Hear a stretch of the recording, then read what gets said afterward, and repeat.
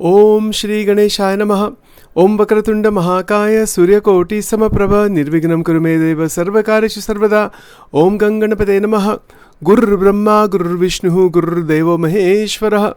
Guru Deva Param Brahma Tasmai Shri Gurave Namaha. Sarva Mangala Mangalle Shive Sarvartha Sadike Sharanyatrambake Gauri Narayani Namostute. Ya Devi Sarva Bhuteshu Mahalakshmi Rupena Sanstita. Namastasya, Namastasya, Namastasya, Namo Namaha. Om Namah Shivaya, Om Namo Narayanaya, Om Shri Krishnaya Namaha, Om Shri Radha Krishnaya Namaha, Om Shri Hanumate Namaha. Welcome to Nitya Satsang. Today is the 10th of April 2025. I want to welcome you all to Morning Satsang. We are now going to move ahead back into the Vivekchudamani, which I promised to do almost a year ago, maybe more than that. So it's been about a year since we have gone back into the Vivekchudamani. So we are starting Vivekchudamani back up again, and I'm going to try my best not to divert too much away from it, but we may do so from time to time. So we are on verse number 77. We started this almost 3 years ago, maybe more than that. And we are on verse number 77. The verse is as follows. I'll go through it word by word with you, and then we have some interesting commentary on that also, and a lot of fun stuff coming up. So the verse is as follows. Doshena tivraha vishayaha Krishna sarpa vishada api visham nihanti bhoktaram drushtaram chakshusha api ayam. These are the words separated from verse number 77. I think we did start talking about this at one point, but I want to go into it much further today, as well as subsequent. Please remember some background, very quick background, that the word Vivekchudamani, this title of this scripture, it is made out of several words, Vivek and Chudamani. So Vivek means the discriminative capacity within us between the real and the unreal. This is the main Viveka that he is talking about. Within that Viveka, so many other things come also, like what we ought to do, what we ought not to do, ethics, morality, all of that comes. Now what Shankaracharya Ji is attempting to do, he wants to unbind the Jivatma from the bondages of Maya. That's what he wants to do. That's what he's trying to do in this entire scripture. This entire scripture, it is a samvad between Guru and Shishya. So who is the Guru? The Guru is an enlightened master. He hasn't named a particular Guru here. He's just created a dialogue. It's a deliberately created discussion between Guru and Shishya. So the Guru makes all kinds of statements about the highest reality, and then the Shishya asks questions also. Now, for those of you who may know this, Pujya Swami Chinmayananji, he did a full exposition on Vivekchudamani it's somewhere in some ashram in the Himalayas with his tyagis, with the renunciate sages. I actually have that whole exposition and heard it, on several occasions. Beautifully done. So we're going to try to do the same thing in terms of really opening these verses carefully so that they are realized. It's not just about covering material. It's about realizing what is the truth. Realization is the only thing more than any amount of material that is covered. Right? So let's look at this verse. The first word, a couple of words here are Doshena Tivraha Vishayaha. What are Vishayas? These are the 5 sense objects, right? The objects that are in our purview, in our day-to-day life, through our 5 senses. Shabda, Sparsha, Rupa, Rasa, Gandha. That's what they are called. These are called the 5 sense objects. Now, Shankaracharya Ji makes some very powerful statements here. That the poison of a cobra, see, Krishna Sarpa Vishadaha, like a black snake. Krishna doesn't mean Bhagwan Krishna here. The word Krishna can also mean darkness or blackness. So Krishna Sarpa Vishadaha. That the poison of the cobra. Snake has poison inside there. So he's giving an analogy. So he says here that these sense objects can be poisonous this way. It's very interesting. That they can be poisonous. Now he says that Krishna Sarpa Vishadaha api Visham Nihanti. Nihanti means killing, destroy, just like the snake bite. The poisonous black cobra snake bites somebody and kills the individual. Similarly, in the same way, Bhoktaram, Drushtaram, Chakshusha. See, Bhoktaram, Drushtaram. That just by seeing many times the objects, by getting in touch with them, the bhog of them, one who takes hold of them, one who begins to enjoy them, they can destroy the individual. They can destroy the person. Now, again, we'll slowly go into this. So that's the analogy he's given. Chakshusha api ayam. That he's meaning that this situation, this kind of situation. Now, why is he saying this? What is the purpose of making this type of statement? Well, let's be clear about the five. Let's go step by step. Let's be clear about the five sense objects. See, there's the five senses, Panch Gnan Indriya. Then there are the five objects of the senses. Those are Shabda, Sparsha, Rupa, Rasa, Gandha, the five types of objects. And then our brain takes that stimuli and it creates the experience of those objects. So in philosophy of mind, this is, as you have heard me say before, this is called qualia, Qualia. Qualia is a huge mystery, how that happens. For example, if I see the color red, let's say I see a red rose, how does the brain make that rose into my consciousness? Nobody knows this answer. For if you're taking notes on these points, and these are covered in our other programs also, more on the philosophy side, that is called an explanatory gap. Explanatory gap means that there's no explanation, there's a gap there.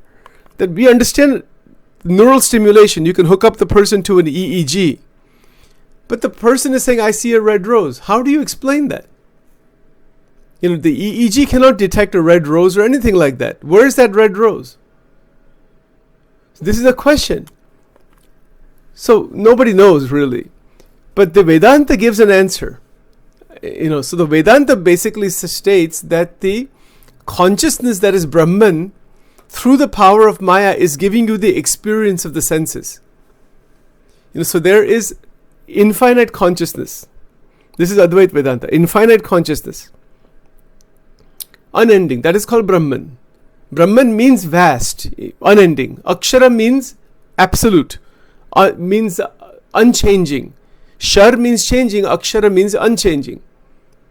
And Brahman means, or Brahma or Brahman means infinite, or like vast.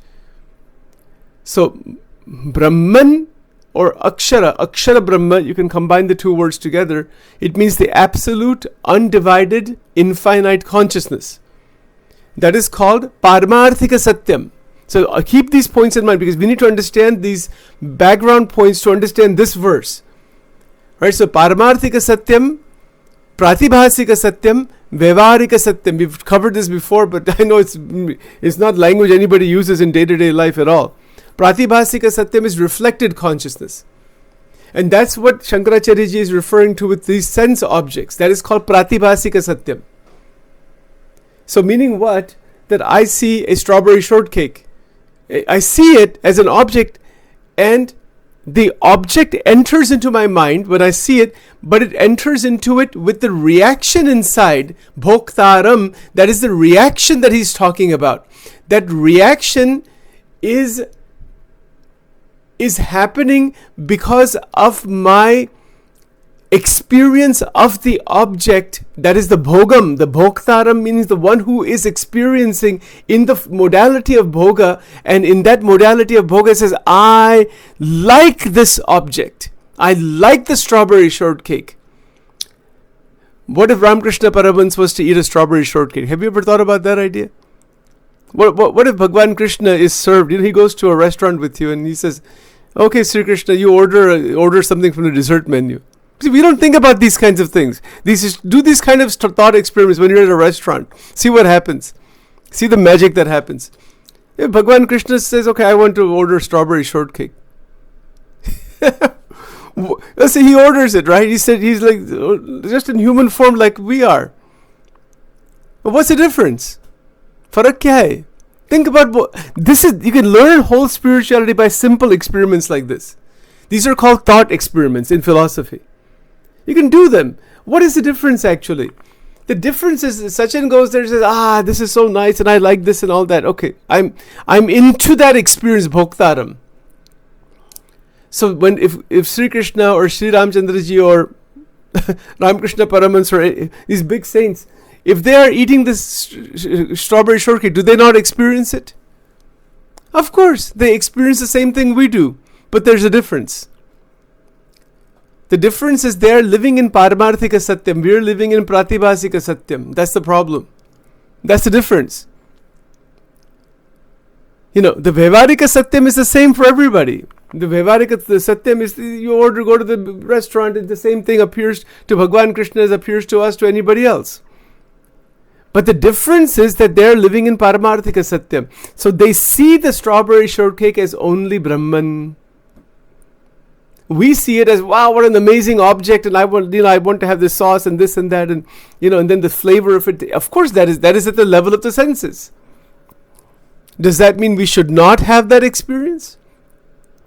No, it doesn't mean that. That's not what it means. I know this can be misunderstood that way. When Shankaracharya ji talks about the poison, what's the example of the poison? Somebody starts eating that strawberry shortcake and gets really angry. That is not made right. Krodh aa jata hai towards the waiter, towards the restaurant, things like that. Or says, no, I really hate this. I cannot eat this thing and all that. It's not a terrible reaction. Unless there's some physical reaction, there's just a dislike. It's okay, leave it alone. It's a piece of food, it's fresh, chalega. But sometimes, our ego is so involved in objects. I want that object a particular way, in that particular way, with that intensity, made this way, at this place, sitting at this chair with this person, then I am happy. This is how it goes. If one thing is off, we're not happy. If the strawberry shortcake is supposed to come with a cherry on top and the waiter forgot to put the cherry on top, we say, where's my cherry? You'll be surprised. People get angry about stuff like that. What is this nonsense? There should be a cherry on top. This is the poison. The poison is not the objects. The poison that Shankaracharya ji is referring to is the reaction that we are having internally in the bhogam, in the bhoktaram state of those objects. The reaction inside. Well, what is the reaction? The reaction is, I like it very much. Okay, well, if you like it, all right. Well, why is that poisonous? Is that poisonous? No, that's not poisonous. Even if I say I don't like it, is that poisonous? No, that's not poisonous. You know where the poison really is? When a person says, I have to have this. I like it so much, I have to have it. I like that sweet dish so much, that very nice rice pudding or carrot cake made at the newest Indian restaurant here. I have to have that gulab jam over there. I just cannot. They make it. Nobody makes it like them. Okay, the fact that I like it is okay. But then my mind has developed vasanas. That is the poison. The poison is the vasana that says, I have to have this. And if I don't get this, I am not happy. That this thing, everything is ruined. The meal is ruined. This is ruined. That is ruined. Because the restaurant is closed or they don't have it anymore or no other place, because my mind has gotten so narrowly focused on that experience. That is what Shankaracharya ji is referring to as the poison. Otherwise, you'll misunderstand this verse. Like, what does he mean? All these objects are just poisonous? No, that's not what it means. He's very clear. Bhoktaram, you have to understand the meaning of this word Bhoktaram. And this is our day-to-day experience. Hamara jivan mein Anubhav, it goes like this day to day. There are things like this that happen all the time. Small things. Somebody was supposed to come and do some inspection. This happened to me just on Monday. The sprinkler inspection for the community here. The person never came, so then they put a $55 charge on my account that you were not home. I said, I was home, But then I have to see myself. Am I getting upset about that? They put a $55 charge. The person didn't come. Now they're accusing me of something I didn't do, and they messed it up. And you see, okay, that's the fact is the fact. What is my duty? To present the fact. Remain steady. Okay, if I don't remain steady, that shows how deficient I am. I can only know that, but externally nobody else is not going to know that. You see, so मेरे अंतःकरण की जितनी स्थिरता है ना, that is the key here. Life is filled with small deviations and changes. That's the way life goes. Maintain equilibrium. आंतरिक स्थिरता रखनी चाहिए. तो कैसे रखते हैं? All the things we've talked about so far. भगवान का नाम, भगवान की भक्ति, but not as an escape. Not as an escape. It's okay. As a stabilizing factor is there, but no, it is to realize कि मेरा अंतःकरण पूर्ण स्थिरता में आना चाहिए. Make a decision today. Don't wait until tomorrow. Make it today, right now. Make it all of us online, including starting with me. Make a firm decision कि मेरा अंतःकरण, मेरा मन स्थिर ही है, स्थिरता ही रखनी है. Whatever may happen, don't lose your internal balance. Because if we allow situations, sense objects, as Shankaracharya ji is saying, if we allow external situations to damage us in terms of our internal, to damage the internal stability, then we are giving power over external situations over us. And when we do that, we are only damaging ourselves in that process, and that damage is the poison that Shankaracharya ji is referring to. And that's not going to help anybody. How is that going to help anybody? See, in each of the 5 senses are like this. We hear, listening. Particularly, we hear something negative about somebody. बहुत होता है जीवन में. Something negative we hear about somebody else. And then our mind starts churning that thing, and it goes inside.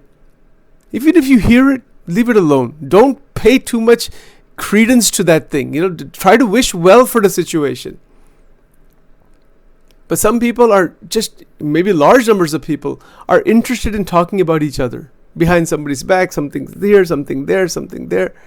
इसमें से क्या मिलेगा? This is particularly in many of the Eastern cultures. It's there everywhere, but with close knit people, somebody's always talking about somebody else. ये छोड़ दो ये सब बात. And then I remember one sadhu talking about this, explaining this point. That devotee said, हे महात्मा जी, ये हम नहीं करेंगे तो क्या करेंगे जीवन में? यही करते हैं जीवन में, और क्या है क्या जीवन में? निंदा करनी किसी की, अवगुण लेना किसी का, नेगेटिव बात बोलनी किसी की, right? These things are poisonous. तो क्या करें? This is what happens. Some people don't know what to do. This is where Bhagavan Krishna, he says, you keep your attention on me. You keep your mind on me. You keep your buddhi in me. Mai buddhim niveshaya. Mai ave manushe mam nitya yukta upasate. Nitya yukta upasna karna Bhagavan ki. Say good things about people. Why say something negative about anybody? Right? These are the points. When we listen, that's going to impact us inside, what we're listening to, how we're listening to. We have to listen to so many things in life, but do not allow inner disturbance. Do your duty. That's what Arjuna was taught by Sri Krishna. Do your duty. Don't get disturbed from inside. Keep your pragna steady, sthita pragna. Keep your intelligence very steady. This is the point. So this verse is very powerful. Verse is very important for all of us. It has a great deal of significance. That when Bhagwan, when Adi Jagat Guru Shankaracharya ji is saying, doshena tivraha, you see, vishayaha, because when there is the intense focus on those objects, in terms of the word bhoktaram, in terms of bhog, I want this, I want this, I want this, I want this, I need this thing, then the vasanas get really developed. Now it's interesting, if you get what you want, that's what happens psychologically. That's a person gets deeply what they want, because there is the intensity of bhoga. Bhoga means the desire. Let's say a person has a strong desire to get some object. some situation, object, and they actually get it. They get the desire, the person gets the desire fulfilled to the highest level, the way they want it fulfilled, when they want it fulfilled. It is called Santrupta Bindu, like a point of satisfaction comes. Total satisfaction of the desire. There's no more, that desire is not left anymore, because desire means lack of total satisfaction. See this point. If I say I want to have a strawberry shortcake, that means I have not satisfied with that. I have not had, but if I've had a whole slice, point comes, okay, that's enough. Even though the waiter brings 2 more, no, keep it with you. I don't want any more. I'm totally satisfied. But interestingly, that satisfaction comes only through the object. Now that's interesting, when does it not come only through the object? When you have realized the Atman. But otherwise, if my desire comes up and I want a strawberry shortcake, and the waiter says, we have 1,000 other sweet dishes, but we don't have that one. We have apple pie, we have strawberry pie, we have strudels, we have turnovers, we have so many things. But sorry, just because you came, we have now you're hiding the strawberry shortcake away. You get frustrated, I want that thing, why that is not there. You see, this is the poison. And this is what happens.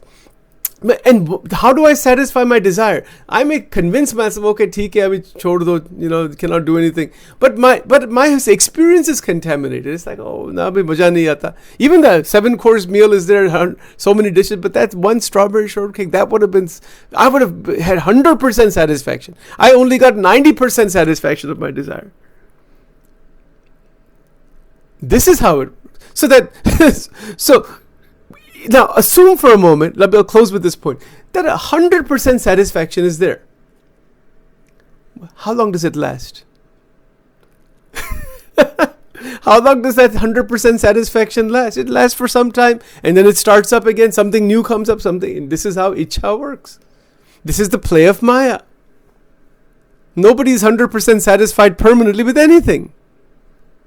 Is it all those, even if, which is very rare, it doesn't happen very often, but even if it did happen, it's an intense experience.